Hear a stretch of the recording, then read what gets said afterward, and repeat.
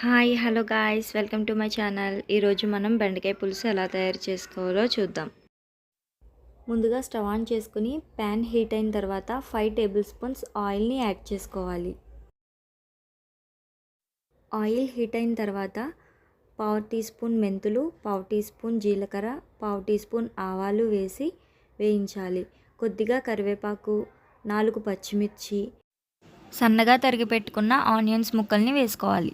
వీటన్నిటిని ఒకసారి కలుపుకొని మూత పెట్టి 5 నిమిషాల పాటు మగ్గించుకోవాలి. మూత తీసుకొని ఒకసారి ఉల్లిపాయల్ని కలుపుకోవాలి. ఇవి బాగా వేగిన తర్వాత టమాటా ముక్కల్ని యాడ్ చేసుకోవాలి. టమాటా ముక్కలు మరియు ఉల్లిపాయ ముక్కలు రెండూ కలిసే విధంగా కలుపుకోవాలి. ఈ ఆనియన్స్ ముక్కలు మరియు టొమాటో ముక్కలు బాగా మగ్గేంత వరకు మీడియం ఫ్లేమ్లో పెట్టుకొని వేయించుకోవాలి.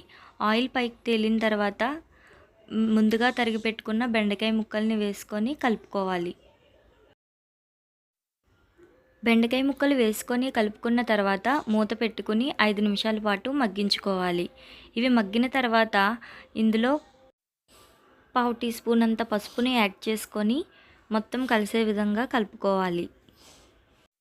కలుపుకున్న తర్వాత మూత పెట్టుకొని 5 నిమిషాల పాటు మగ్గించుకోవాలి. బెండకాయ ముక్కలు బాగా వేగిన తర్వాత అందులో 1½ టీ స్పూన్ కారాన్ని యాడ్ చేసుకోవాలి.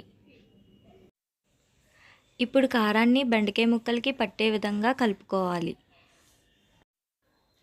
కలుపుకున్న తర్వాత రుచికి సరిపడినంత సాల్ట్ని వేసుకోవాలి. సాల్ట్ వేసుకొని కలుపుకున్న తర్వాత ఒక 2 నిమిషాల పాటు మూత పెట్టుకొని మగ్గించుకోవాలి.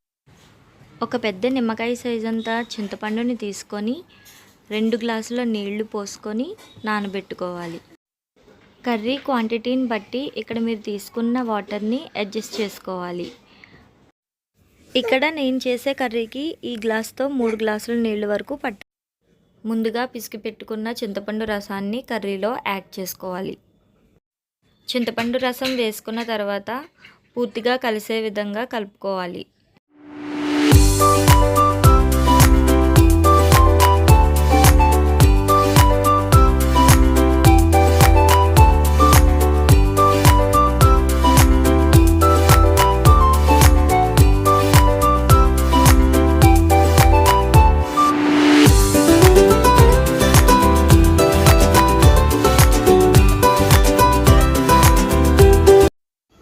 బెండకాయ ముక్కలు కొంచెం ఉడికిన తర్వాత పులుసు కాస్త దగ్గర పడుతుంది.